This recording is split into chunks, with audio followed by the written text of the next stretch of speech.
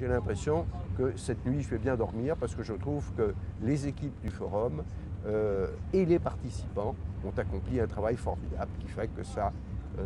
il y a un plus en quittant le forum parce qu'on a abordé les vrais sujets,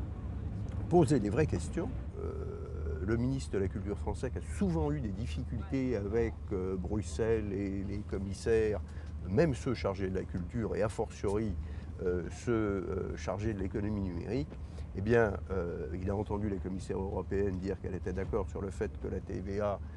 doit être la même pour les biens culturels, c'est-à-dire une TVA à bas niveau, et la même pour, entre guillemets, le virtuel, donc le numérique, et le réel. Le second élément qui me semble encore plus important, c'est la conclusion que vous avez entendue comme moi du ministre sur la volonté d'inscrire la culture dans le G20 ou dans le G8. Nous parlons de la culture en général pour expliquer que cet investissement de l'esprit, c'est l'investissement de demain des sociétés développées. C'est-à-dire qu'au-delà de la propriété littéraire et artistique, la propriété intellectuelle est le cœur du développement des sociétés de demain. Donc évidemment l'éducation, et dans l'éducation,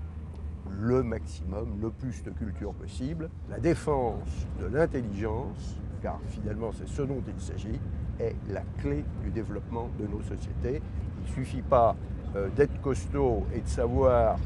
casser des pierres, il faut aujourd'hui au contraire savoir comment ces pierres on peut les utiliser